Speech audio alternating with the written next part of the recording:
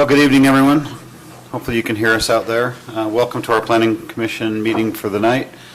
We're going to start with a word of prayer and then just ask that you rise and join me in the Pledge of Allegiance.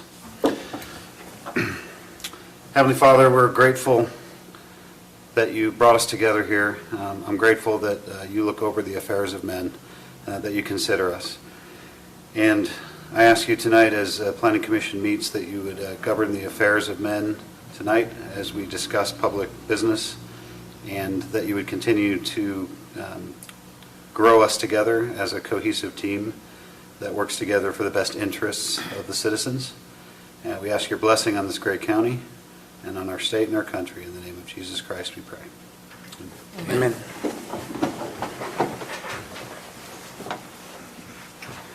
I pledge allegiance to the flag of the United States of America and to the republic for which it stands, one nation, under God, indivisible, with liberty and justice for all.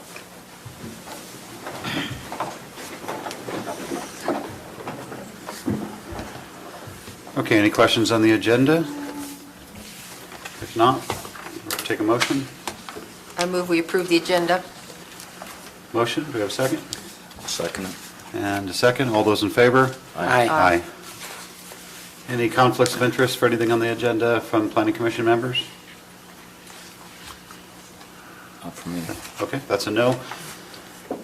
Item number 5 on our agenda, we're going to move into a time of public comment. There will be a discussion in just a moment on item number 6, the public hearing for the Porter rezone application. But this is a time, if anybody has anything they want to add not related to anything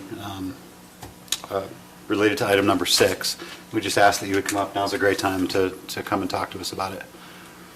If not, no? Okay. So we're going to move out of public comment, and now we're on item number 6 on our agenda. This is a request for a rezone. Unfortunately, we did not get the letters mailed out in time, and so there has not been appropriate public notice. So the staff is requesting that this be postponed to the August 22nd meeting. The letters are they ready? I'm not sure if they're mailed in today. You mailed them today, right? They were mailed on Monday. They're mailed on Monday. Just wasn't enough the 10-day requirement. So to be clear and make sure we're doing that right, we're going to request that you postpone it. Okay. But you can't hold the beginning of the public hearing tonight. Given that we're going to postpone it, I thought we'd just discuss it then. Sure. Is the applicant here for? Questions? Okay. No. Okay. Any questions we can answer? It's a request to rezone to RR1 in a section of 820 that's in Enterprise. It's adjacent to, not directly, it doesn't immediately abut RR1, but it's very close to other RR1 zoning. And they just want to break off of one lot, so we're messing with that. Okay. Not a very complex one. Okay. Pretty straightforward. Well, why don't we, obviously, since it was on our agenda, we'll go into public hearing and see if anybody's got any comment for it, and then we'll capture it and then postpone it after that. Somebody want to make a motion to go into public hearing? I'll motion that we go into public hearing for the Porter rezone. Okay. We have a motion. Do we have a second? I'll second it. And a second. All those in favor? Aye. Okay, so we're now in official public hearing for item number 6, the Porter rezone request. Anybody, any members of the public that want to come up and comment on this, you're welcome to tonight. However, as you just heard from staff, we're going to postpone this in a minute, and we'll have a continuation of public hearing at our next scheduled meeting as well. That's the plan, right? Anybody? Okay. Motion to go out? All right, we'll motion to go out of public hearing. Okay. Motion. Do we have a second? I'll second it. All those in favor? Aye. Okay, so we're now out of public hearing. This seems a little bouncy around, doesn't it? If you're not used to this, trust us, we have a plan. Okay, so any discussion tonight? We're comfortable waiting for the next meeting? Yeah. Okay. So someone want to make a motion on this then? Mr. Chair, I move we postpone the Porter rezone application number 19.033 until our August 22nd meeting. Okay, we have a motion to postpone to our August 22nd meeting. Second it. And a second. All those in favor? Aye. Okay. On to item number 7.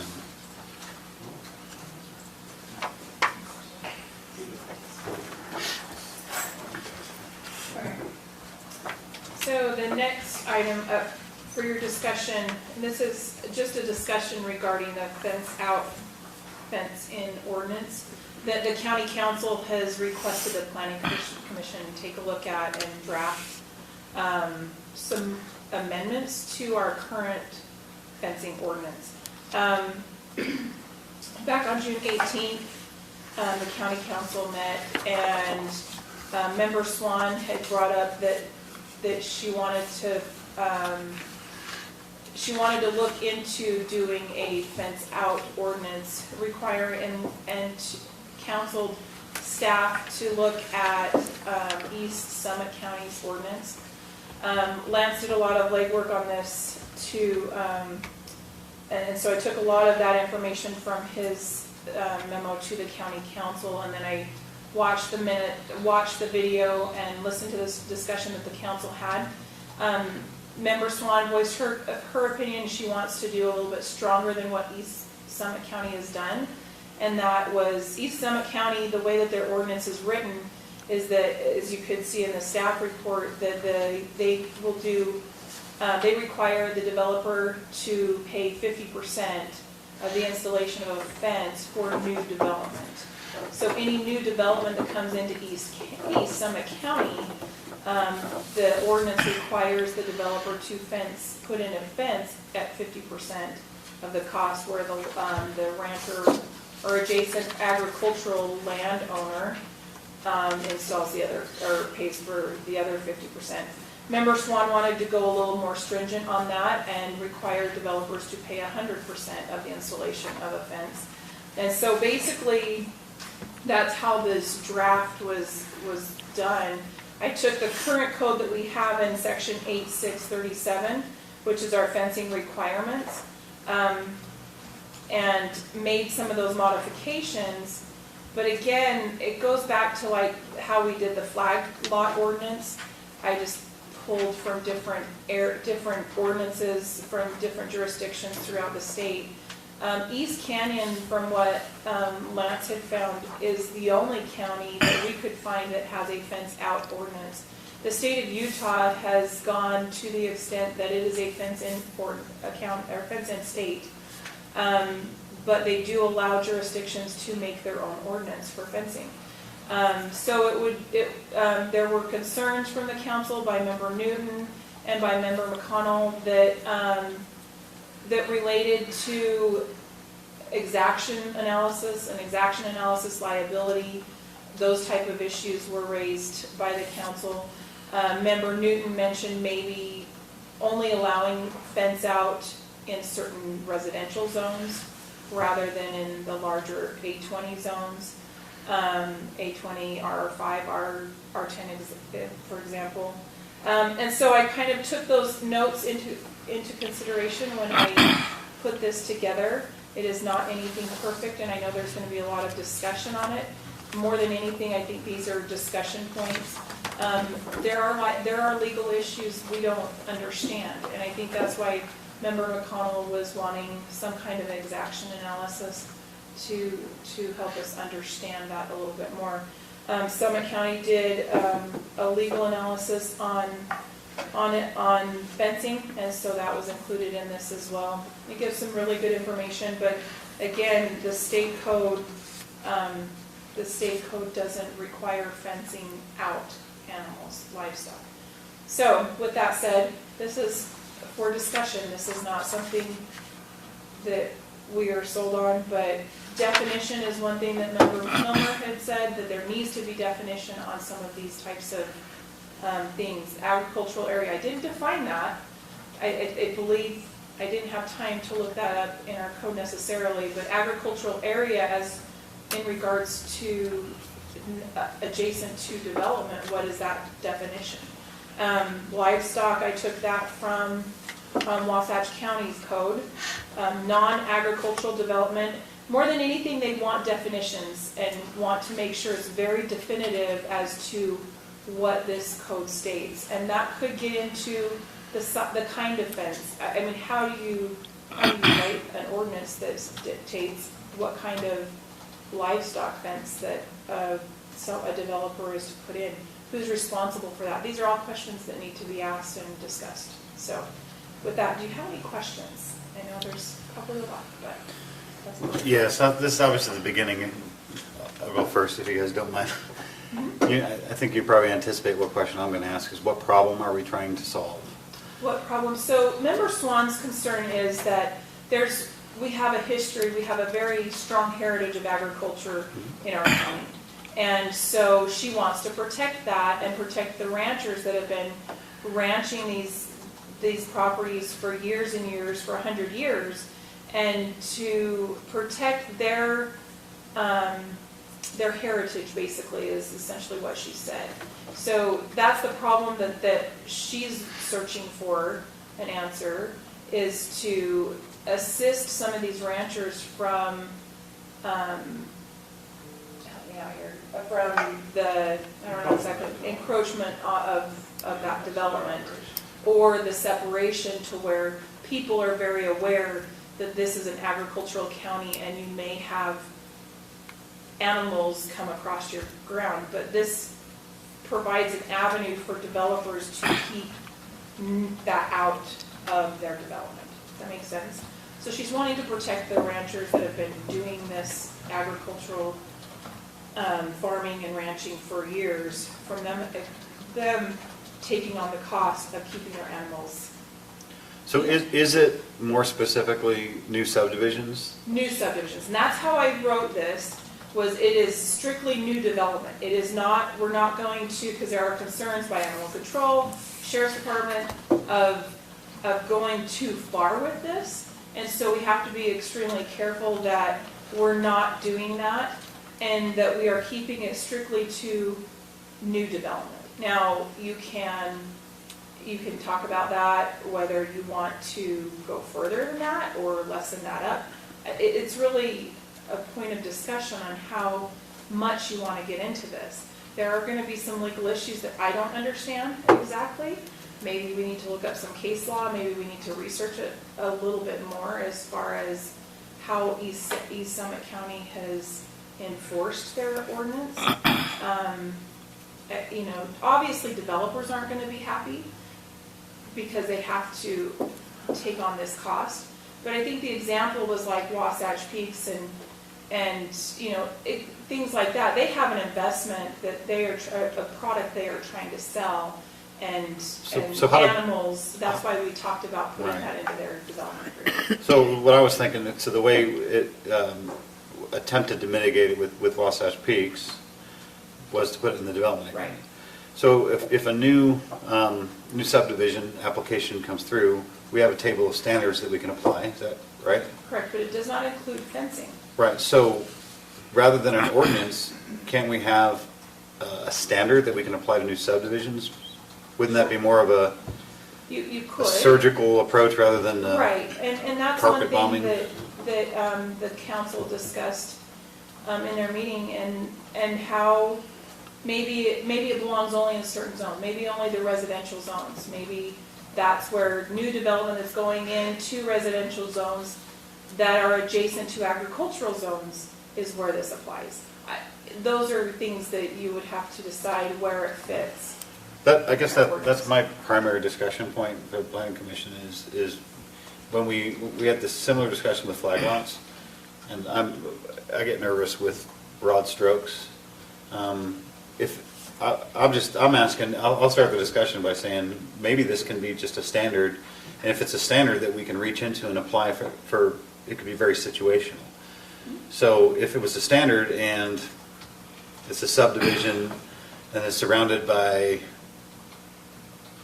Yeah. pig farmers, right? And then this fence would be specific for that type of livestock, whatever the case may be. Then we'd be able to reach into that standard and say, in this case, this is the solution that we recommend, rather than spend several months trying to develop a standard and try and And that it's answer interesting reading all of East Summit's code on this, because they make it a point, which we already have this written in our subdivision ordinance.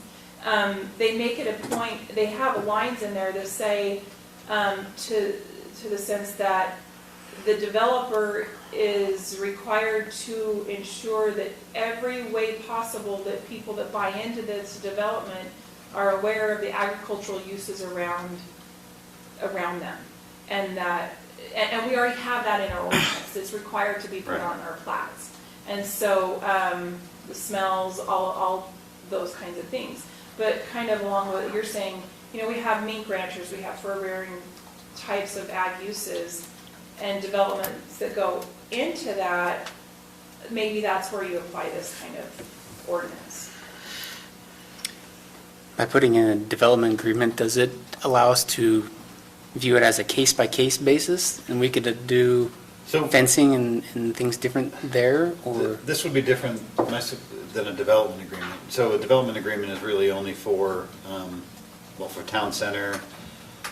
What scenarios would you need a development? agreement Resort for? special district. Resort special district. Resort special district, Very large. and then Not small there is subdivisions, a no. development agreement ordinance that we have that can be placed on that. I mean, as. But not on standard subdivisions, you not can't on require it. standard subdivision. Okay. So the way this, what I'm suggesting would work is someone applies for this subdivision, and then we have, right now, this is the way it works, we have a table of standards. And we can say, this could be a subdivision or it could be a conditional use, of any type of conditional use.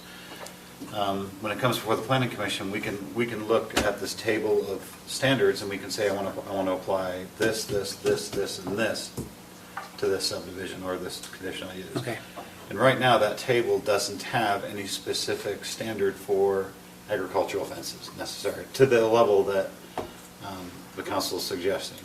So one option would be to write an ordinance that tries to anticipate everything and says, hey, if you're building a new subdivision, you have to pay for the fence, either 50/50 or whatever. Or another, my suggestion is we write it as a standard that way, if this subdivision comes up and it's surrounded by subdivisions, then we don't have to mitigate that issue. So we just wouldn't choose to apply that standard.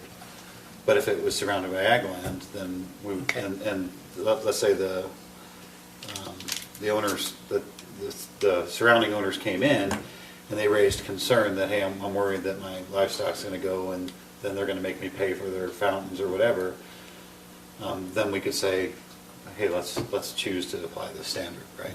Okay. I guess that's kind of what I was thinking, but This is what I'm happened. clearly not the expert on this right now. First, I guess we need clarification. This isn't a fence in, fence out for the county. No, this And is- that, it well- needs to be retitled different, Correct. because that's law enforcement, that's not under our purview.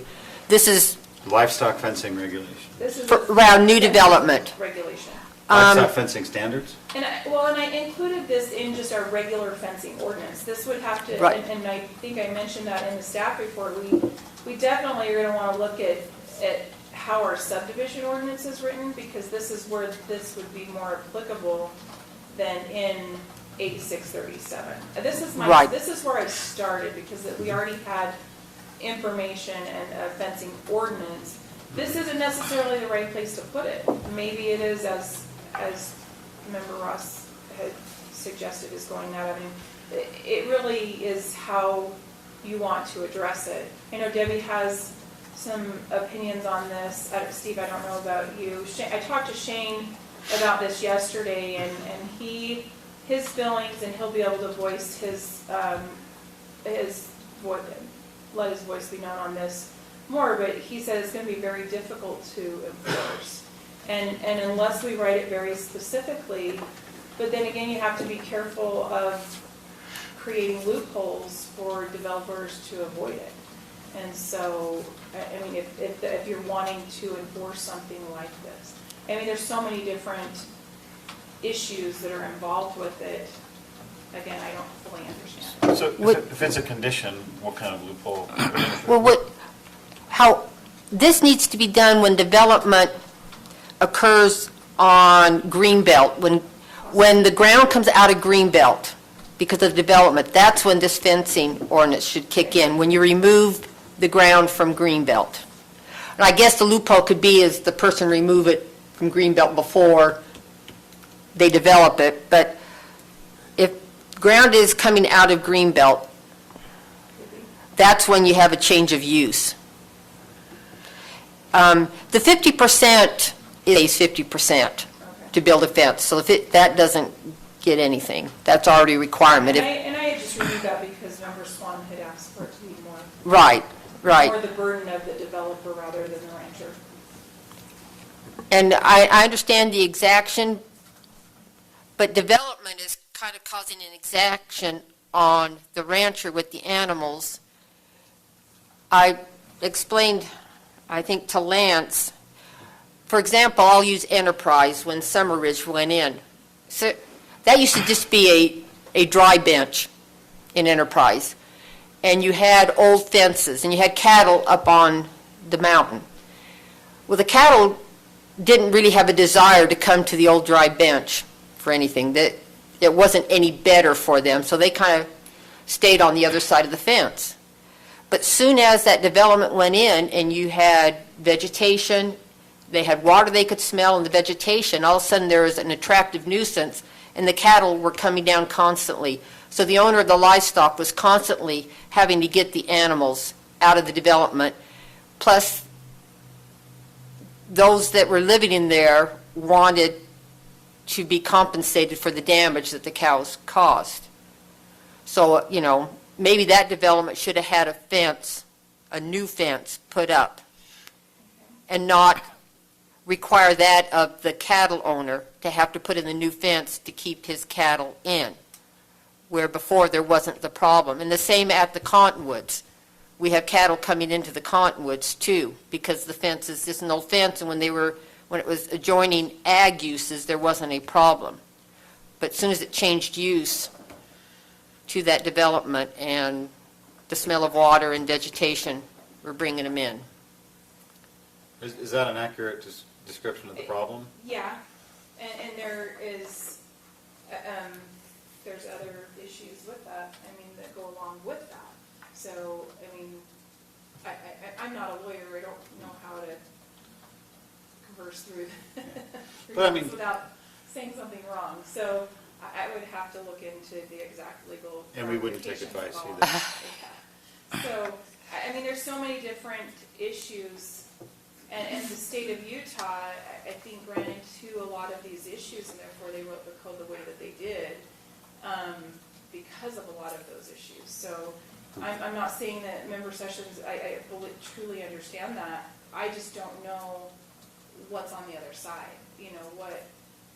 What are the other arguments in regards to this? So let's say the Cottonwoods, or the Enterprise, that dry bench, it's come before us today as a new subdivision. And we have a standard for livestock fencing. If we applied that standard, they would have to do it, right? The subdivider would have The subdivider would have to to. fence the perimeter of his development What with loophole- a livestock fence. What potential loophole could they figure out around that? Not that they would, but I'm just trying to. It depends on what would trigger that requirement. Is it the zoning, like you say, because that was 5 acre It zone? would be like you were saying, Gary, it would be another standard. So, another standard that could be applied. It wouldn't trigger it, it would just be an option for any And, conditional use or subdivision, right? well, conditional uses, we already have a fencing portion in our conditional use permit. But if we shored that standards, up, But you could add additional. Like I say, if the ground's coming out of Greenbelt, the Farmland Assessment Right, Act, that could be one that of would the- trigger.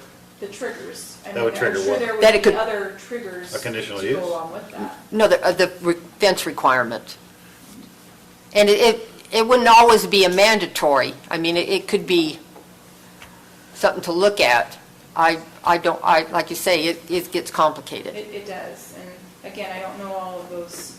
Because you have, let's say, But it doesn't, I don't think it has to be too difficult. If it's something you want to make as an option, or like like Steve has mentioned before, one of those tools in our toolbox to help make those protections for those ranchers. That's something that would be a good way to go. So, I mean, if you wanted to add that tool, I mean, there's also always going to be refinement and that to our code, but it's however you want to do it. If you want to add it into our subdivision code, leave it out of the fencing regulation. We just don't want to conflict. We don't want to make conflicting ordinances and put one ordinance in our subdivision code and then leave it out of somewhere else. We have to be really careful where we don't contradict ourselves within our code. And so we just have to be careful. In another situation, we really don't have open range in our county, but we do have shared range. And let's say where you have adjoining property owners and they don't have a fence between them, but they just run their cattle together. There's situations like that. And let's say one of the property owners decides to develop it. That would force the other one to build the fence all by themselves unless we have this requirement that the person developing it would be required to fence off their portion and not put that burden. So then that could be two things in code. One could be land coming out of Greenbelt. Which would, The burden could be on the person pulling it out of Greenbelt. right. And it could be a standard that we could apply to subdivisions Yeah. to protect They- ranchers from Right. residential. And the only reason they'd pull it out of Greenbelt is to subdivide. They wouldn't, What if they just wanted to pay more taxes? would they want to pay more taxes and be generous to the county? So those are the standards Possible. that you could instigate. But probably in the subdivision code is where we address fencing off If new you have my development. concerns. Both of you touched on the things that I thought. The only other thing I thought about was definitions of fencing, what would be required, and I don't know that that's even our purview or required. They're going to want to put a fence up that will keep the problems out of us, so. So Lance just pointed out, so we have section 85810. Let me pull that up, see if I can see it. I know there's a definition of fencing in, It's in our improvements ordinance, so it's part of the subdivision, it's part of our zoning ordinance, actually. 8.5 what, sorry? 85810. So it's basically what it is it's a standard for improvements. So is a street required? It's yes, that kind of. Oh, okay. thing. I'm pulling it off here. and just so livestock fencing is defined in state code when they're talking about the shared fence between greenbelt parcels. It talks about the standard and usual, there's language that we could pull from. Okay.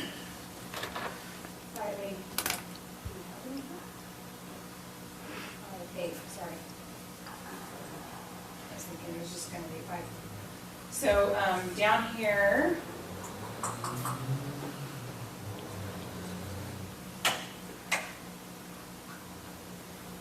we have, down at the very bottom here, so improvements completed or bonded and in progress before building permit issued. So you could potentially add it to a section of code such as this, street grading.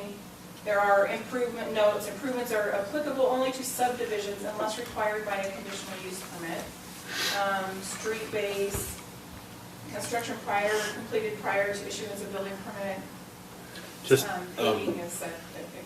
Just to continue our discussion, so the idea is if we don't have a standard, you can't apply it. You can't just arbitrarily say we want to mitigate smells if we don't have a standard that you can't stink. So, for example, These are some of the streetlights. standards. So streetlights are required only in RR1. They're not required in an A20 zone for a subdivision. Or anything. So you could possibly put it here, Okay. would be, I mean, we'd still probably want a standard on it. Well, we just Or reference the just standard, reference say the which standard. zones it's applicable in, And then write in that the standard. table, and then reference to a, the fencing standard is, you're doing Or just- subdivision And- in A20, And you need to, you're gonna have to. And definitions, have the definitions needed in that chapter. Well, we could add definitions to our definitions. Right. So, right, that's where we would want to put them anyways. But this is an option to where it gives us that capability. What do you guys think? Do you think that's a? I think that's That's probably a way good forward. start, yeah. Because it's good to put a farm field fence around a subdivision. A lot of people put in these vinyl fencing, and cows, a 1,500-pound cow uses that as a rear end scratcher, and it's toast.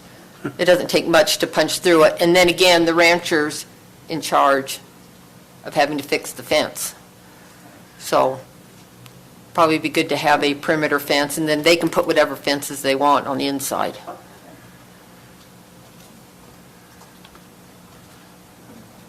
So, definition added to the table. What else? So do you want, as far as in what we have here is in the draft, so you have agricultural area, do you want that defined if it's not in our code? Probably, and maybe use the green belt somehow if the adjoining property, Okay, and then livestock? I don't know if that's in our, again, I didn't check definitions on our specific code, but this was specifically for fencing. So non-agricultural development, I think that would be important to add. residential or commercial development. I don't think we need to limit it to the half acre or lower. Yeah, and that was just added, as I said, Member Newton had requested it, maybe looking at it to be in certain zones. So, do you want a zone limitation? I don't know, I feel like there's possibilities where there's different zones, bordering different zones that maybe not, I don't know, what am I trying to say? But like in our, Exactly what you said, that's right. There's possibilities that, there's numerous possibilities, so if we limit the zones, then we limit ourselves what we can apply it to, so. and if the ground, All zones. you can do a subdivision and the ground would still remain in Greenbelt if the lots are big enough. Right. And there you Yeah. wouldn't need it, so Well, you if, have Browning, for example. right, I mean, they're in a commercial zone, right. but. They're still in Greenbelt. Greenbelt. That should be maybe the trigger if it comes out, or will come out. As it's written, if it's a development next to an agricultural area or an agricultural operation, that those are the phrases, we need to clarify those, and then those would be the triggers. Okay. We're not gonna worry about what zone it's in, it may be next to 160, but whatever, because it's just too varied. Right. Western Speaks is next to F1. Right. And I think we have to be careful in, I mean, like take Wasatch Peaks, they're not gonna go in and fence their whole 12,000 acres. They're going to defend, they're gonna leave their open space. But that would be a development agreement, so that wouldn't. Right, but similar to this, you don't want to impose a 30-acre development to put a perimeter fence around their entire 30 acres. I mean, that could be very costly. However, is it adjacent, is it going to impact? That's where, Yeah. I think where you're going with this. Yeah, I don't think we know, I just think we need that tool available Case to by us case You know, situation. and when it comes out. And remember McConnell talked about exaction, and I think a fence, I asked my husband, and maybe on flat ground, I don't know, 6,000 a mile for a farm fence if the ground is flat and level, so it's not for a developer doing a development, I don't think, Relatively speaking. relatively, I don't think that's a big cost. I mean, curb and gutter is probably far more than that, so.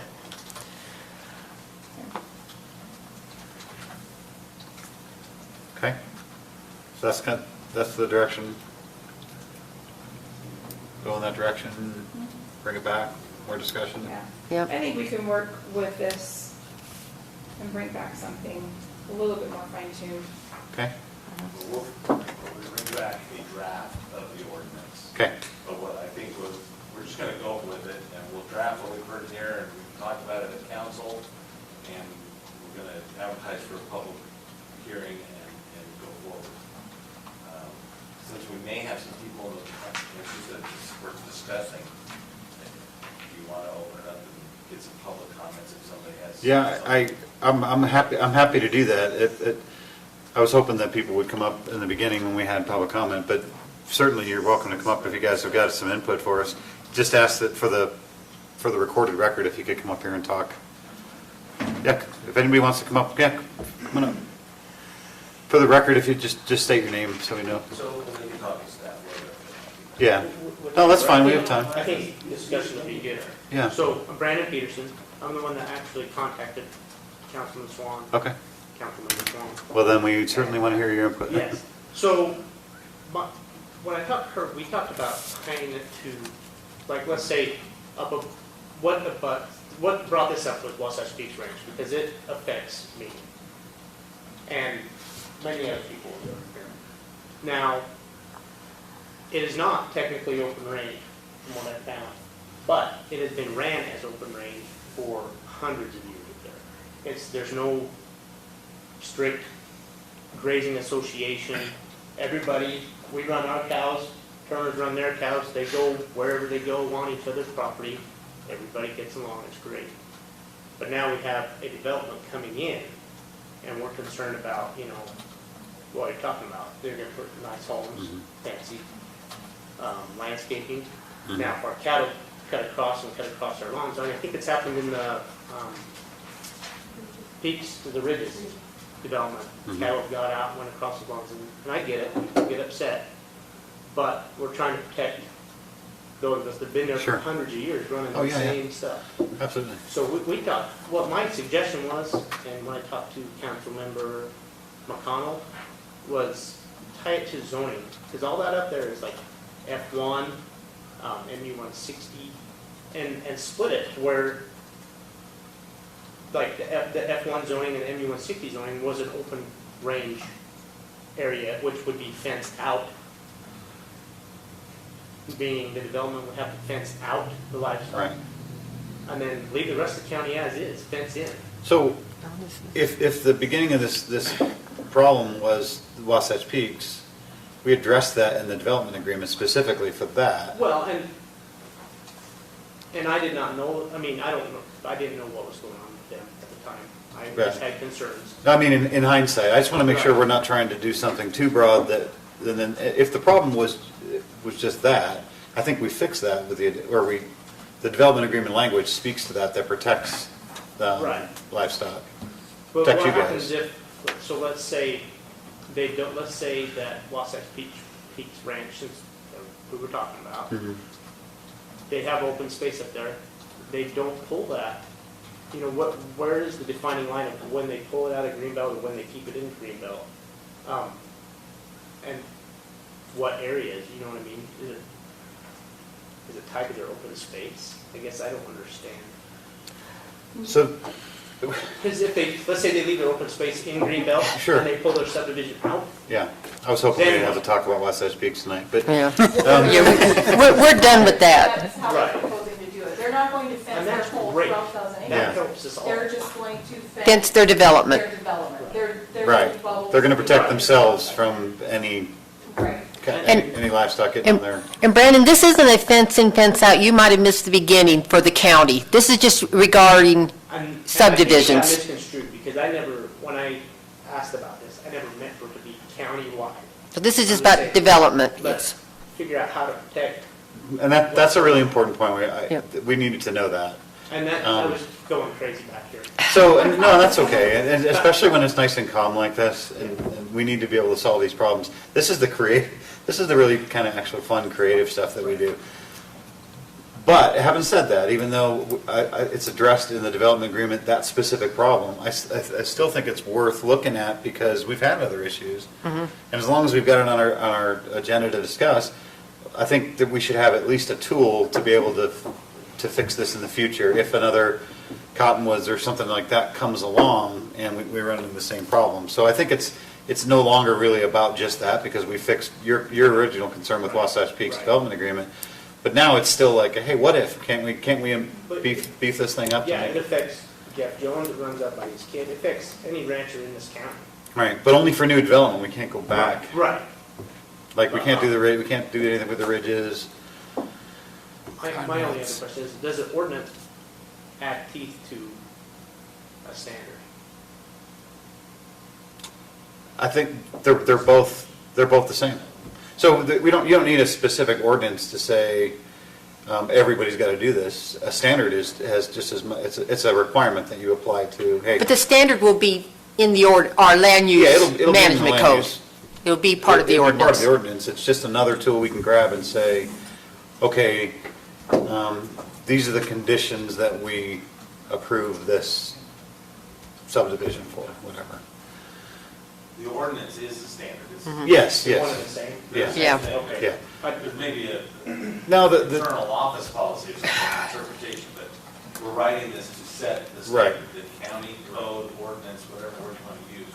This is how Martin County's going to handle it. our language is, do we write another chapter and verse of county code that says, we're going to explain in detail how we envision livestock fencing to be applied? Or do we just add it to the standards table and then just apply it as needed to each application that comes through? Because we can't foresee 20 years from now, whatever.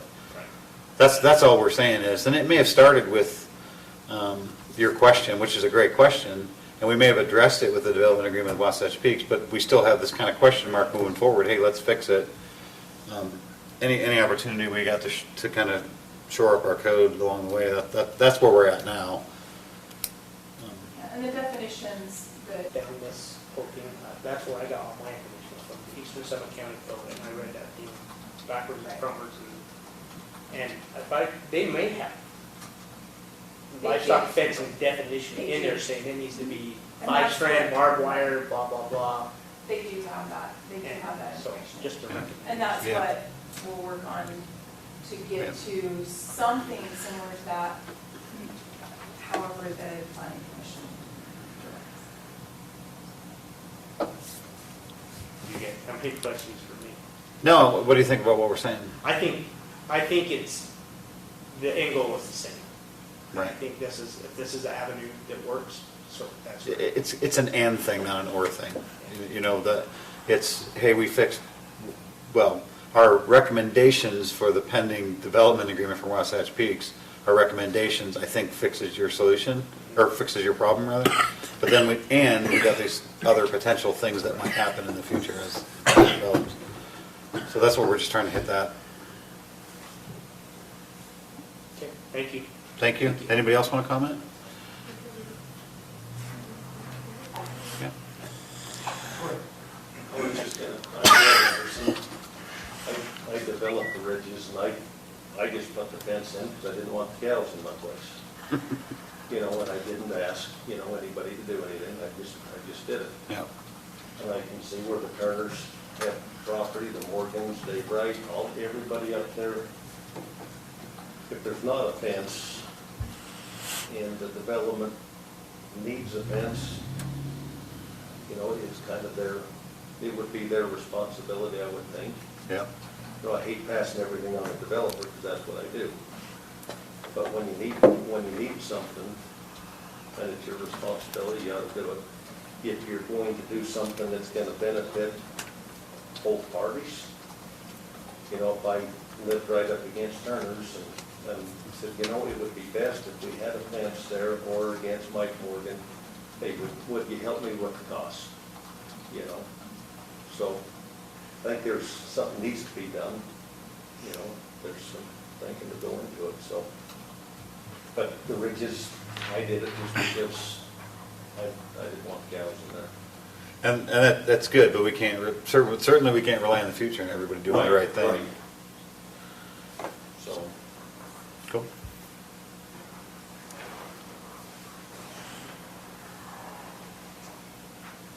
I'm Jeff Turner. I like what I've heard here. I like the idea of adding into the standards. I think that's a pretty good play. Gives you the ability to define a lot of requirements that have been discussed. I'm not a developer. I don't know if I'll be one in the future, but at this point, not in our, our property, the range ground that we call it is in that area of the Wasatch Peaks development. Concern that I have about the splitting of cost or expense to put fence in between the developer and the agricultural landowner is who benefits from the fence. So the landowner that just has had that access for open range, he's really not benefiting from adding a fence there because he's being forced to have that fence placed there by the developer who doesn't want the cattle on his property. So I would think that, the cost to put a fence in, there's no way to spread that cost around for a rancher. He's going to bear the whole burden of the 50% if that's what the decision is made to split the cost.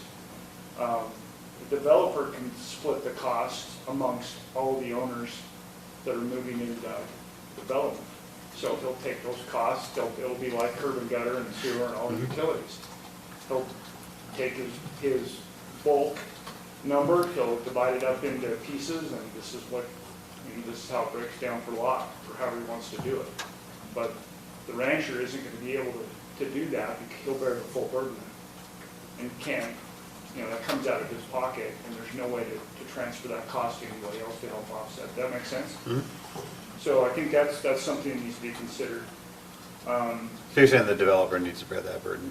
Yeah, I think the developer, if they're going to disrupt the rancher's space that he's had open for grazing, they need to bear the full burden of that expense. Yeah, I think that makes sense. Okay. And is it something that we can talk to Wasatch Peaks, just high level? What's the ruling that was made on the development, the requirement for fencing? They haven't come up with that yet. But they're working on it? Yeah. The planning commission made a recommendation to include that kind of plan into their development agreement for the county council. Okay, so it'd be something similar to this, that for that Whatever development, comes up. Yeah. they're required to put in fencing anywhere that they need to keep livestock out. Yeah, Yeah. and then the county council will make that final decision. Okay. And I'm comfortable with that. Sounds like that's a good compromise there. I think that's all I got. Okay, thanks for your input. Can I Appreciate it. ask a question? Yeah. So I think it's great about the developer contributing, probably even 100%. What about maintenance after the years? What's your feelings on that? A good question.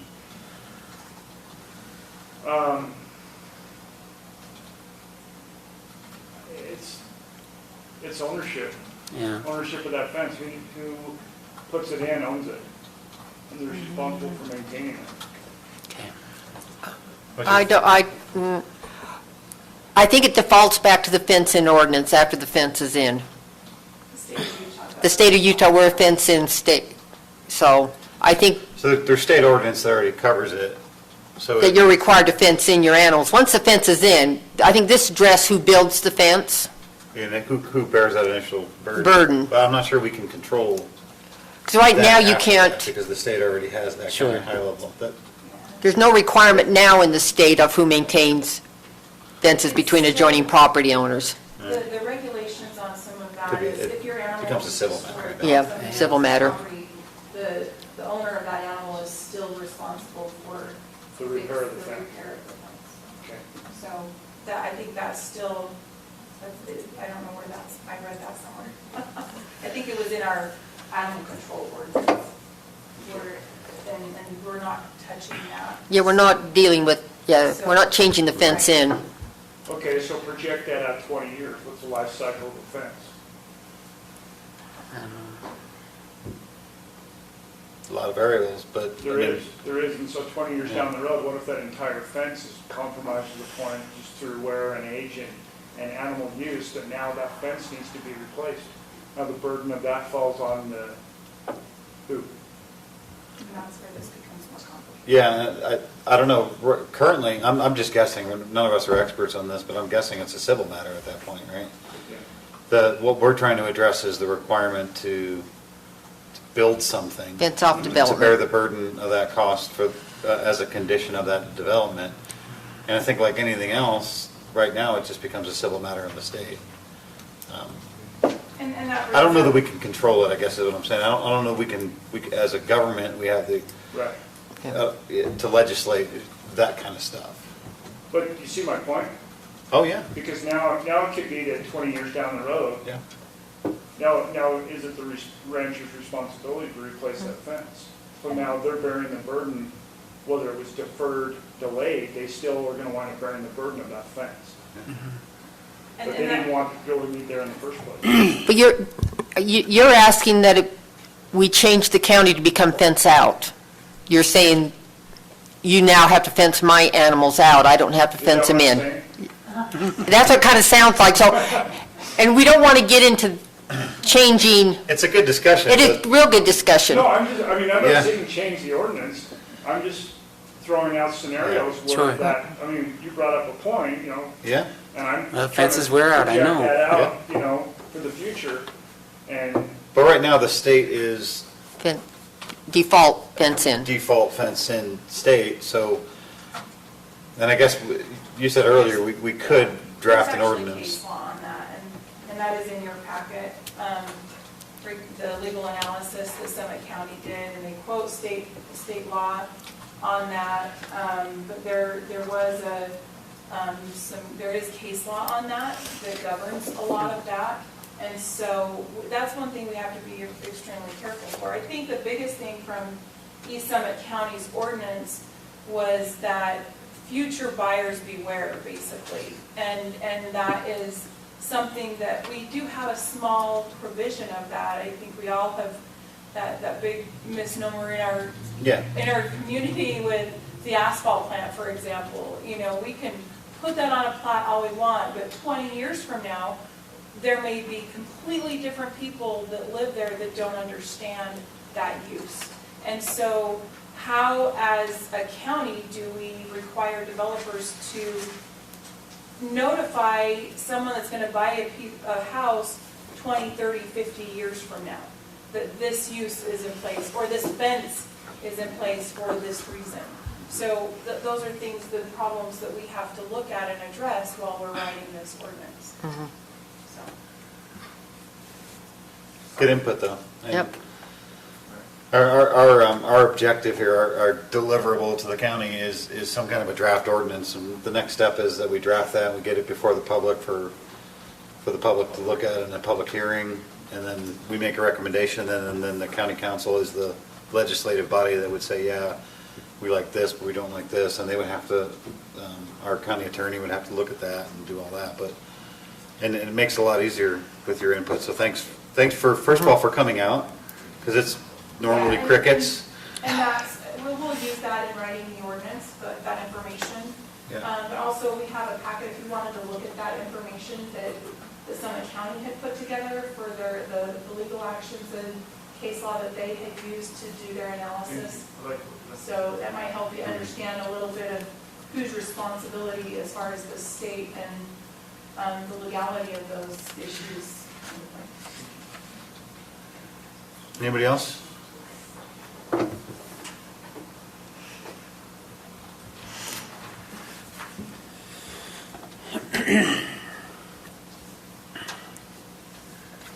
My name is David Potter. I live at Mountain Green. We have places up here in North Morgan, in Enterprise, and in Stockton.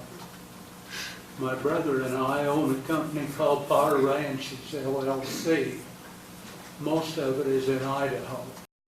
We have one other place in Utah besides here, and that's out to Promontory, west of Brigham City. There's been a couple of things said tonight that weren't quite true. There's been some other things that have been neglected, and I'd like to point those out to you. A cow is a very curious animal. You open a gate, walk away from it. 9 times out of 10, within an hour, that cow and then all of its friends have walked through that gate. You go to get them, you start them back to where the gate is, they realize that's home and they'll go right through it. Now, how did the gate get that way? So far, it's kind of sounded like everybody thought the cows are the problem. We've had more problems from fishermen on the river cutting wires, taking the wires and pulling them up to the other and twisting them so they don't rip their hip boots when they get out of the river. Opening gates so they can drive through to get to the river. And on 3 of the places that we have in Idaho, we got some pretty good ponds, and they do the very same thing there. We used to have a place down to Farmington right by Cherry Hill. That was the old home ranch. We had to get rid of it. And the reason we did is because we had 3 subdivisions come in as neighbors to us. We would find little dirty books, cigarette butts, beer cans, whiskey bottles in our hay sheds.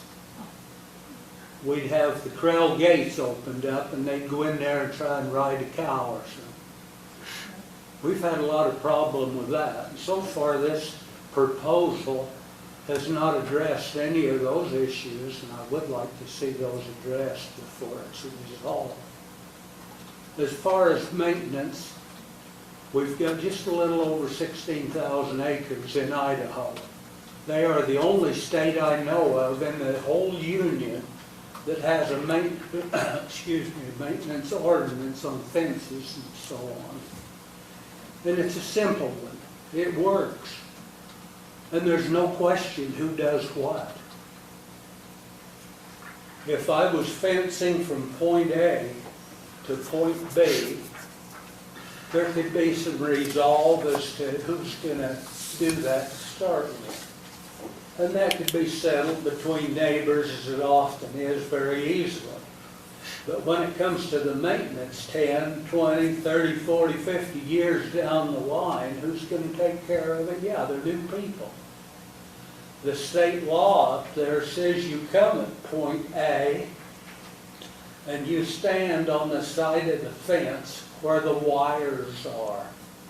The wires are on one side of the post. They're not on both, but you find some once in a while. Somebody's put the post in and not cared about it. You walk halfway along point A to point B, and when you get to halfway, you grab a hold of it. Everything on the side where the wire is, that landowner where you're standing is the one that takes care of it. Everything from the center of that line to the other end of it, the guy that's on that other side of the fence is the one that takes care of it. And if somebody's like me, they're old and they just can't do a lot of things they used to do, they can hire somebody to do it. They can get some kids to help out. They might get some Boy Scouts to help out. And it might create a few darn good feelings between the neighbors again like there was originally. But we do have those problems, and I think they need to be addressed in an ordinance or a standard so that they can work here in the same way. I'd recommend that you look at more than just Summit County or Wasatch County. Farm Bureau did a survey of the state of Utah, and we found out that all of the 29 counties are not the same. Big time. Idaho doesn't have the answers, but they do have a darn good ordinance on the maintenance of that food. You say that's a state ordinance? Yeah. So thanks for your time. No, thanks for the input, I appreciate it. Something you can look at. Okay, anybody else got any comments? Let's move on to 8 then.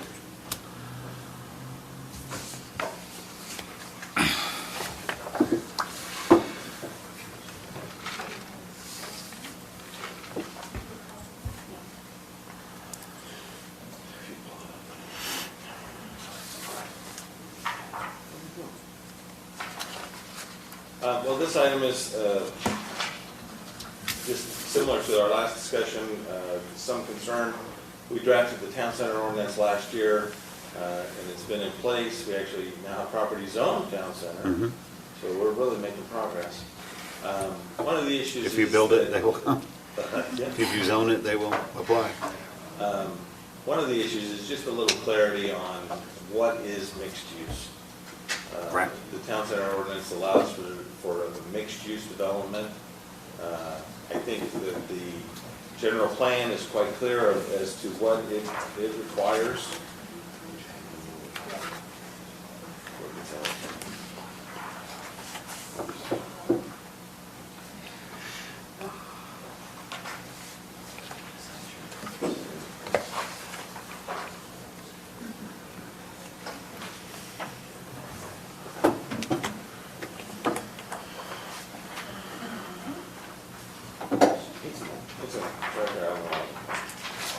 I want to point out that the town center, this is all based on the general plan where this town center concept was floated. It actually goes back longer than that. The design assistance team report, often referred to as the DAT report, talked about doing this type of thing for developing a town center in the Mountain Green area. This ordinance could be applied and rezoned in other areas of the county, but that's been the main focus. To me, the language of the general plan informs us quite a bit. It says that the town center designation denotes areas suitable for a mixture of commercial employment and supporting residential uses in appropriate areas.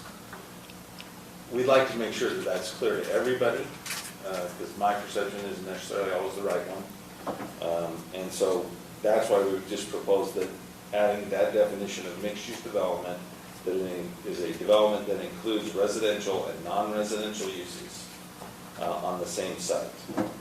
The second part of this ordinance is the development agreement. Again, I think it's clear that it requires a development agreement, but when would that development agreement be required, and when does it need to be completed? So we've added a section in there that the development agreement would be required prior to any, shall be submitted prior to any or in conjunction with any land use application in the town center zoning district. It's pretty straightforward, just a little clarity. To go back to the mixed use development, I think one of the issues is how much needs to be commercial and how much needs to be residential. So the question there is where is that balance? You can't have, Can't leave it vague. Can't leave it vague, but at the same time, if you do too much commercial, it just won't get used. You've effectively taken that property away from the person, and they can't do anything with it because, well, there's just not demand. No one wants to build, 10,000 or 20,000 or 100,000 square feet of office or other types of uses. So finding that balance is very challenging. And that's why I'm going to kick it over to you guys tonight, let you continue on. This is what we do best, is talk about this stuff. I'm very interested in your opinion. Is this what you want? Yeah, could you go a little bit to the west? I just want to see the nutraceutical and those, so we can see all of those on the screen. That's good right there. Actually, it's a little bit further west. What's west of there? Is that? Here's That's the Warner. here. Yeah, okay. So this is nutraceutical or use property. Right. Okay. So here's my thought process. We've had some discussion of this before, but it was before the WPR discussion that took 5 months. My suggestion was, okay, but this is what makes me nervous and a lot of people nervous, is mixed use is so vague. The goal of town center was to meet those goals in the very, very top, an area that is suitable for a mixture of commercial employment, supporting residential uses in appropriate locations, horizontal mixed uses. That all sounds really lofty, but it doesn't say what we want. So you could very easily get 90% residential in a Taco Bell, And I know that some of the members of the county council feel the same way. It's like, hey, we got to get this thing nailed down. My suggestion is, let's start 50-50. that we just, Member Newton, I really appreciate your input. But I'm thinking, hey, let's start 50/50, negotiable down to 10, but at least we've defined it and we've protected ourselves, and then, and I want to hear what the pros and cons are of that. One of the cons might be, well, that might stifle development. I don't know, I'm not a developer, I'm not an expert, I'm just trying to brainstorm, but it's a start. If we say mixed use means 50% residential and 50% commercial.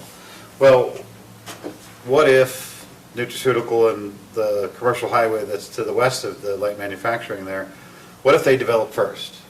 And let's say it's a dream and it works out exactly like the DAT has suggested. So it's a nice mix of commercial, residential, and it kind of has that aesthetic feel of town center.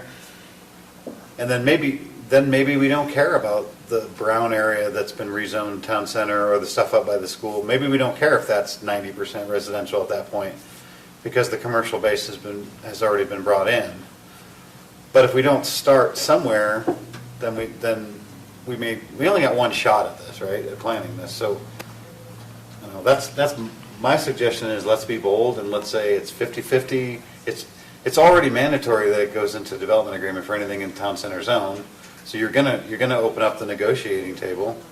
So my suggestion is let's start at 50/50, negotiable down to 10 or 0. I don't know, but anyway, maybe that's too bold. What could they propose to negotiate down?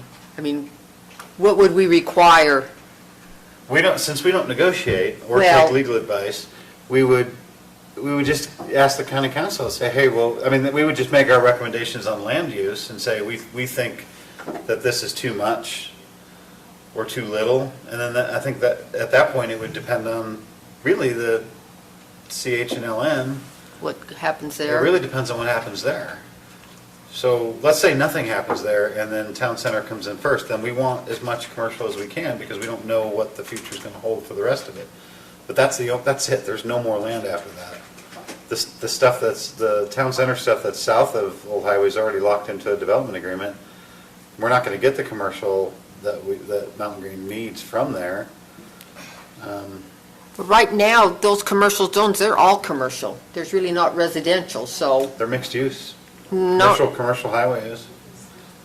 no, there's not much residential. If you look at the use table for commercial. I think those are all just strictly commercial zones. Commercial highway? Yeah. I don't think So- Highway does not include residential. There's residential in there.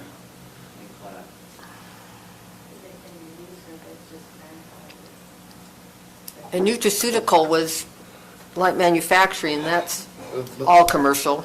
So commercial highway. Go down here to residential.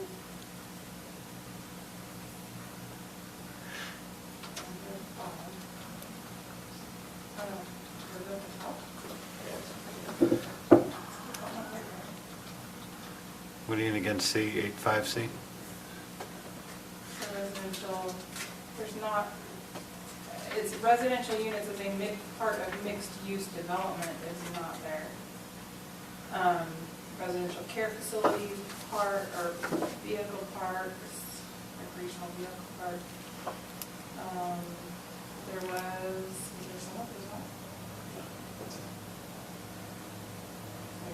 I'm just saying, unless we rezone it to town center, we're not going to get a real good mixed use there. They have the other option of, and sorry to interject, but Yeah. they have the other option of proposing a development agreement to vary from the commercial Right. highway standard. So they could come in that direction and say, actually, we want to do mixed use in here. And our chapter 21 of the Morgan County Code allows for the development agreement to be established to vary from the base. Right. Oh, so right now it's not an allowed use, residential units as part of a mixed use. But retirement homes and assisted living, I think that was one of their potential proposals was that would be. A senior living type. That's still residential. I mean, it's. Oh, yeah. Yeah, It's just under a different not name. single-family homes per se, Right. yeah. Which is good. I guess my point is we don't know We until. don't know. That's right. And if we've got to take a wag at what we think it is, I think we protect the county as best we can and say, this is what we want, and then why wouldn't you negotiate down if it doesn't? Yeah, we don't know Makes where sense. that's gonna tip the scales too far, so we're gonna stay Right. way back I just, and say 50/50. maybe we start the I think it's very discussion logical. at 50/50. What do you think? You remember these nights where it's really calm and there's no Wasatch Peaks on the agenda and you can just talk and. When we did this all along, my thing was, I don't care if we have multifamily, but no single-family residential in any of those commercial zones or in the town center, because otherwise a developer's gonna come in and just develop it all as single-family residential. It's cheap, it's easy, it's quick, they get their money fast, that's why they look to do it. So if we're gonna, you're right, we gotta preserve some space for commercial. Now, I don't know, as far as mixed use, percentage-wise, Gotta start it's gonna somewhere. depend on the developer, and the problem is, you know, depending on what the market's doing, they're not gonna build thousands and thousands of square feet of commercial if they can't lease it. Mhm. So, and you're not gonna have a vibrant town center if people don't live very close to it as Right. well. So you do need it, but I don't know what the mix is, maybe 50/50 is as good as. I just think of 50/50 is where you start, and then the development agreement is negotiated from there. The applicant could provide market reports or something Sure. like Right. that that indicates. We would rather do this, which they're gonna do anyway, and it's their investment. They have that information. Right. But the way our town center is, they can do single-family residential. We don't. No, they are allowed to do a mixed use. I don't think A they bit- let single family in. I remember beating that drum a lot. Can you bring up, I can't pull up town center on my iPad. 'cause The Oh, new, It's still in the, it's in that, about to be codified. about to be codified Pending. limbo. I got it right here. You can't bring it up on yours? Well, maybe last time I couldn't, I haven't checked recently. I bet you might be able Catching to. up on that, FYI. Okay, I haven't looked recently. So in town center, right now, it is C2 residential units as part, yeah, you're right, there's nothing else. Just residential units as part of a mixed-use development is C2 in town center. But it says residential units, it doesn't specify. As part of a mixed-use development, you're right, it doesn't. So it could. You in could have theory, single They family. could propose single family, but since it's a development They could be agreement, standalone units. they could propose it. And maybe it makes sense, depending upon how it works out, that maybe the density increases or increases from the surrounding developments. Well, But right now, if we don't say anything, if we don't say anything, then they could propose 99% residential and then argue, well, wait a minute, your code doesn't say it's gotta be, why would you not support that? That's why I think we're let them, here, this is what we want to start with. I'm sorry, I cut you just off. while we're on this, so part of that though, it is complex, but the general plan says residential uses in the town center category should be vertically and/or horizontally integrated and complementary to the non-residential uses. They should be designated to provide maximum compatibility with the surrounding land uses. So single family on the So outside, They can do both. Right. So to be compatible with Rollins Ranch, single family. what is it? So we've got to try and meet both. Depends on what the proposal is, right? I mean, that, And that's why we went to the development agreement. right. Throw something out there, let's Right. work on that and be flexible. But flexibility is both ways. Okay. Well, I look at when you put a clock on a project like this, open space for town center will become more valuable as time goes on and the population increases. I don't know what Mountain Green thinks. You're as good a representative as there is for that. But I would honor what they have, but I would preserve the business space for them. I don't think, I remember talking to Lance about that before. He says, well, what are you gonna have, all commercial in there? And I thought that doesn't look very good, but if you build residential all around it, that space would become more and more valuable for businesses. Right. That's my Can you pull the map back up, Gina? input. My guess would be that western port, can you zoom into the town center? Thank you. my guess would be that western portion of the blue area would be, I could be wrong, I mean, now that there's a road going in. But then what about CS right there? We always forget about that. That's a pretty That corner. substantial piece right there. That is all commercial. That's already all commercial too. So I guess it just depends on what they come up with. And if we don't give them something, then it could be anything, so. You just have to remember too, is Trappers Loop, you're not going to get an access onto Trappers Loop for commercial. They'll come up off Old Highway, off the new road. They'll have to come off of Old Highway, off the new road for 5,000 west. Right, so maybe that whole western portion of that new road, maybe that's all gonna end up all being commercial. I don't know. And if that's the case, then you negotiate 90% commercial and 10% residential in that portion, and 99% residential in the eastern portion. I don't know, because it's really two And I don't know the breakdown of the, two lots right now, right? Or the two lots and the acreage in each lot. Yeah, there's two technical lots right now. Right, Well, they're there's two lots. Yeah. I was gonna say, number one is, I think that's what I like about your 50% is the standard, and if you can show us good reason, we can vary that. And if we put that in the ordinance, then that would give us a direction and puts more of the county's intent out of there. But I also want to say that we're not talking about any specific property or development. No.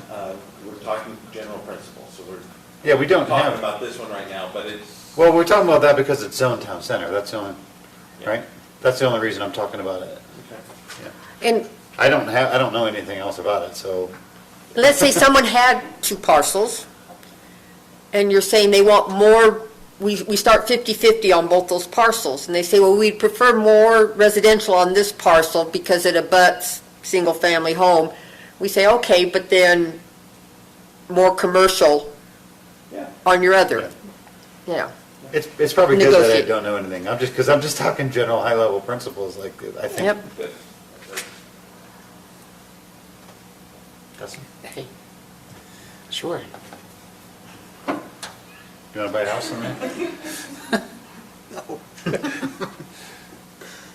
Get a second and third job? Okay, the other part of this, I like both of those in addition to the numbers. I think that's kind of what we're asking. In addition to that, though, part of this discussion is also amending the code to apply the architectural standards from town center to the other commercial zones. So we don't have to talk about, there's no draft for that tonight, which is fine, but I still want to have the discussion as part of the town center ordinance amendment, because that's, so we do want to add language to the code. Okay, and I know we've talked about this before in the planning commission. The one thought I'm wondering, like this commercial buffer area here where there's a substantial number of buildings already built out, it's away from residential, would you want it in someplace like that as well?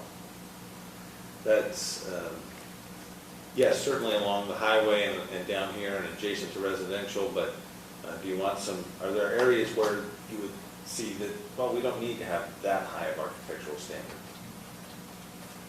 Because it would be countywide if we change the code. The way, what you just said was add design requirements to all. Okay.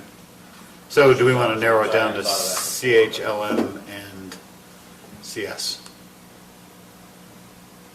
Right? Not technical, Neighborhood commercial, adjacent to residential, that would be good. yeah, neighborhood commercial. What's left neighborhood commercial, that one piece on Old Highway? This one right here and this one. There's one, the old Now Care building, is that, or that not? What did that end up? Old Now. Is that commercial highway? Commercial highway. I thought that. Commercial was- highway, oh. okay. Everything except for commercial buffer. Well, TPC, LM. I don't know. Is that the current zone, TPC? I thought that was future land use. Technical professional campus? We don't have any, That was Browning, or not Browning, Scottson Storage, the dance studio. they had it rezoned. That's right. Yeah, Marshall was rezoned. If you zone it, they will apply. That's right, I forgot. Okay. It just looks gigantic up there, but I get, yeah, they did, Yeah, but they, it's just this little piece. yeah, It's hard to find many more colors to zone. okay. That's right, I knew we had created the zone, but I didn't know, I'd forgotten that they had rezoned it. Yeah. Kind of a turquoise-ish color. So maybe it's better to just tell you what zones it wouldn't work for, and you can figure that out and maybe come back with a draft. But then they could, but then those commercial zones could rezone to another commercial zone, so we have to be careful. That's what I mean. Because you get to look at that. Right. If they came in and said, oh, I don't want design standards. I want to rezone it, we recommend no. No, you guys are in a viewshed corridor, you're close to residential, you're going to have an impact on the community. We I don't- want you to spend some extra money on it. I mean, the design standards are nice, but they're not awful. I mean, No. it's just, you know what I mean? And Just a we little bit of want it to control. look good. That's the whole point of our discussion, I guess, is that, hey, we're going in a different direction now, and if you want to develop, we make it look like the rest of the rest of Mountain Green. Too harsh? What do you guys think? I think something in a prime location like that should look. Whether more it's along prime. Old Highway Road, or, I mean, if we want to start just narrowing it to an area, Again, I think that, or do we want it countywide? Do we what think other, design, so Peterson. Peterson? We could probably, do you want it in Peterson commercial? well, yeah, I wouldn't mind design standards for new commercial. Yeah, I mean, it makes sense. Yeah. Would you, just a thought that jumped in my head, would you want to do a mountain green design standards overlay that's the same thing, but that would require a rezone? So. Yeah, we don't want to do that. We just want to add to the existing code. Well, where else, what other commercial zones are in the county that would be affected? There's the. Croydon, Brings up you got the cement plant. Yeah, That's but commercial is there any new development going in there? We could No. exclude industrial. Yeah, we can exclude industrial, would be a good idea. Yeah, that's a good idea. We don't care. But there is commercial in. Croydon. There's commercial in Croydon. Yeah, on the future In- land use map. So Right at the inter- future, the general plan has commercial. Do you want any future commercial in Croydon to look good? Or should just let them do whatever they want to do? It's up to you. Cinder block, strip mall Besides, That's a leading question. with aluminum roof. I mean, what are they going to match to? All the rundown old tractors around? Yeah. Or? So this, just remember that this right here is slated for commercial. The design standards they're not terrible. No. We're just asking them to make it look Nice. nice, and we put a lot of effort into those design standards. You put a lot of effort into the design standards. Just out of curiosity, what is East Canyon, what's its designation? East Canyon does have commercial highway because of the resort. That's There's what it's, this little piece, it's zone, or the general plan's designation is commercial. If I go back here, it's commercial highway is what it is, the district is. so you have residential uses in there as well. In commercial highway? Well, I'm just saying East Canyon is that way. No, this is a resort. It's a resort special district, right? No. It's just it's commercial highway. Oh. I believe it was zoned commercial highway because the resort was there. And so they have a general store there, the RV park and. So any new construction condos. they put up would have to match the design standards. Correct. They have an overall plan. I don't think they're built out because I think they had plans for additional condos. But that never got took place. They do have a conditional use permit. So, for example, they just built a cover for the shooting range. Right, and that was a conditional use permit. So that would have to meet, And so, and in a different zone. actually, it's across the It street, so is, it's in a different zone. And that's the thing is there is a conditional use permit for the whole entire resort. Oh, okay. And that they had to amend their conditional use permit stating that they were going to do that. I was just curious what it was. Yeah. But I think it's consistent. What we're asking for is for developers to build nice stuff. Which they do. I mean, if they want to make money or make it. Metal I have roofs. issues, don't worry about it. I mean, do the standards apply to who your neighbors are? I can't remember what the, So it would be, this again, it would just be new development. oh, So if you're developing in that commercial zone, you want to build it, then what we're saying is, hey, take these design standards that we wrote for town center, and make sure that you build your stuff in accordance with these. And we can show you what those standards are. Maybe we can put it to all new commercial subdivisions, and that would exempt that commercial buffer, because that's already been subdivided. I hesitate on that just because it's not very good to set up one standard for the same zone. You'd have two different standards for the same zone, or Yeah, I'm just saying that the existing subdivision would be vested under the old, because they were, and all, I certainly see where you're coming from, but I'm just trying to see how to, because I wouldn't want a building in that existing commercial buffer park to have design standards where all the other one.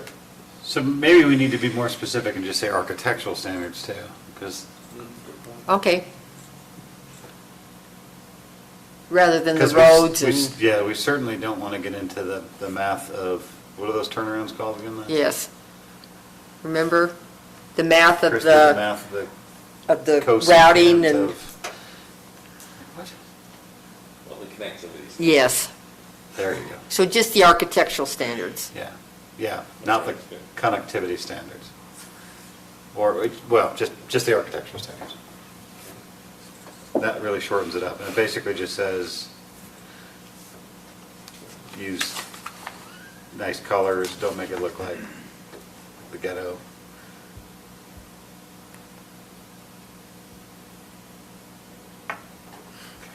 Anyway. I'll shut up. No, I think that captures I everything think that we wanted to do.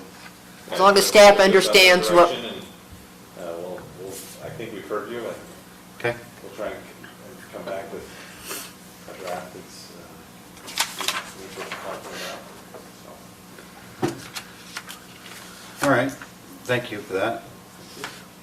Item number 9, our work plan.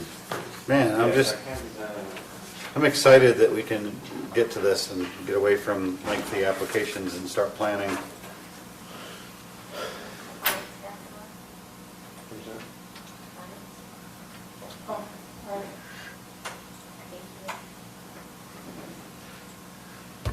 So, yeah, so this is just a quick list of the current active projects we have. In no particular ranking order. Yeah, no, pretty random, more chronological order. And then some of the long-term projects that are out there that we need to get to. Yeah. This is our radar. This is what we got on our radar for the future. And these are things that we need to pull into our agenda as time permits so we can work on. The number one, you're already working feverishly. Yeah. Well, yeah, and I could go, you want me to go through and kind of update where we are on Sure, some of these? please. So like the geologic hazards amendment, we have finally completed a draft. We've got a few more tweaks we want to make to it. We're going to meet as the subcommittee on that next week. But hopefully it's coming along, and it should be in September or something like that, a draft to present. Okay. It's important to point out here, we do have an existing geologic hazards code that controls that and addresses it. There's some fear that we don't have any control over it. We have a standard. This is just updating that standard and tightening it up. And we've had really good help from our geologist, from the state geologic geologist, the state geologist, and the state geologic hazards team. So we've had a lot of great help, and we've kind of updated it, and it's more streamlined. So I think it's a good direction. Wasatch Peaks, of course, will go to the county council. We're trying for September 3rd, trying to put together a final draft of the development agreement for the council to review and write the report on. Flag lot ordinance, actually, we're going to we need to just update the council on your decision not to do anything with that. I've not had the opportunity to do that yet. Fencing ordinance we discussed. Just call it fence ordinance, not take out the in and out. Let's see. I think of burgers. I'll see the ranches in there. Then we have some concept plans. The Whittier State City Plan Amendment was approved Tuesday. We had a chance to update that, so that's still on there. Which one? Whittier Estates Okay. Phase 3 Plan Amendment. Right. We're done with that. Yep. Another concept plan that's coming in, we're discussing about the town center ordinance tonight, a conditional use permit, and that's actually done. The rezone you know about. We do need to start working on the outdoor lighting ordinance, and then another plat amendment. We have received the application for the basin, which is CW Land's application for the Sticker Parsons property in town there. I see. And so that development agreement, Now I conditional use understand. permit, and concept plan is going to get all, we're going to look at it all together because it's so overlapping that it's all part of the same thing. The development agreement outlines the concept, so we might as well do the concept plan approval on. And so we received that application, and it'll follow very shortly as soon as we can get it reviewed. It's out on referrals right now, or comment. Then we talked about the design standards code amendment. There's one other, that conditional use, land use authority, that there's the problem. Remember Brent Bowman pointed out that where we changed the C1, C2, there's still verbiage in our code that says that the legislative bodies, the land use authority for all conditional use permits. We need to take that out. If you look in the conditional use chapter, there's just a sentence that says,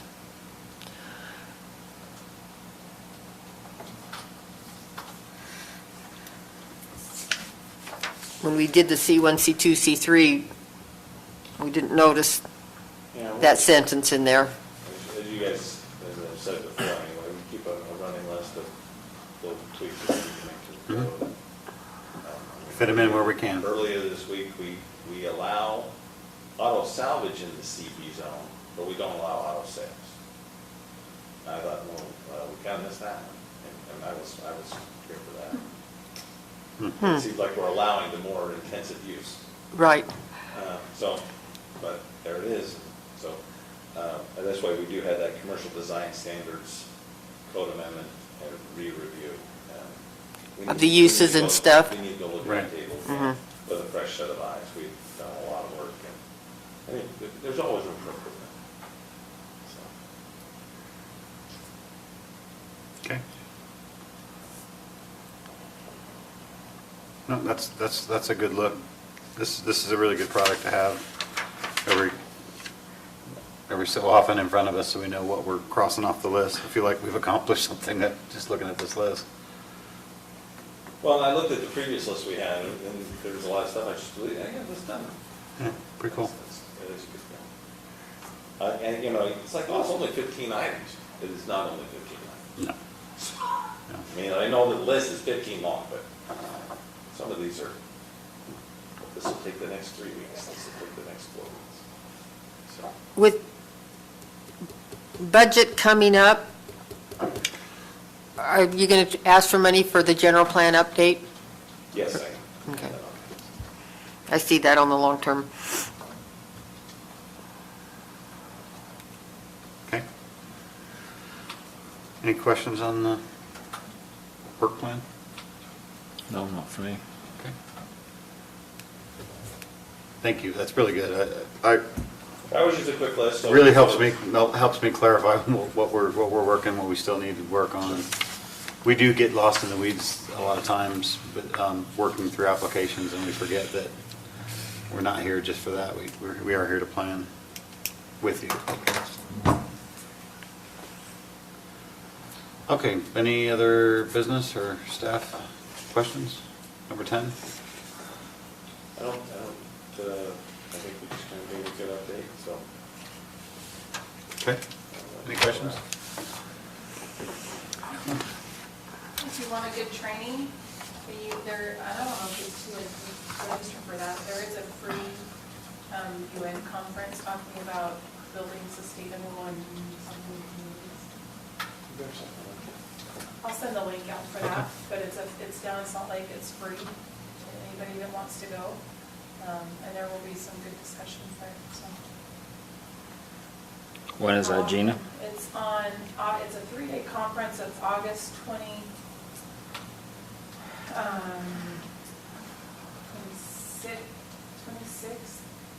27th, and 28th. Have you had a And chance you to do have go to to any training yet? register I did one, beforehand, you can't just show up to it, but it is. Land Use the Training UN 101. United Oh, that's Nations right. Conference. Great. So there'll be dignitaries from all over. the Where's that at? It's at the Salt Palace. It's a once-in-a-lifetime chance, it doesn't come here very often, so. Yeah, please send it out, it sounds interesting. And it's free. We pay UN dues, but other than Yeah. Okay, Bailey, did you get input on the minutes already? I did. Okay, anybody else have any input? I got corrections from her, only partially, and one from him. Nice. I finally gave up. That makes I didn't want to relive the meeting anymore. No, no, anyway. Let's take a motion then to approve as amended. So moved. Second? All those in I'll favor? second. Aye. Aye. Before we get to item number 12, I just want to take a minute and say thank you to everybody, especially staff, and obviously the planning commission for, I feel, like I said, when we first sat down, I feel like we just came out of this incredible battle, and then we can look at each other and like high-five each other, like we survived, we made it through regardless of the outcome. But this past couple months have been really, really intense for everybody, and the way we handled ourselves, I think we did the very, very best that we could, and the outcome was well thought out. Regardless of what that outcome was, it was well thought out, and I just appreciate all your guys' participation, the hard work that you put into reading through the documents and trying to come to the right conclusion. And we can't say enough about staff. I mean, oftentimes, most times, people come out here and they see the planning commission, they don't realize that you guys do everything, and we just have to sit here and handle the public, really. But thank you, for what it's worth, thank you very much. Okay. Item number 12, anyone make a motion to adjourn? I'll make it. Move to Second. adjourn. All those in favor? Aye. Who seconded that? Pick one. Justin. I did. What's that? You, Dusty. No, I said, do we have a second?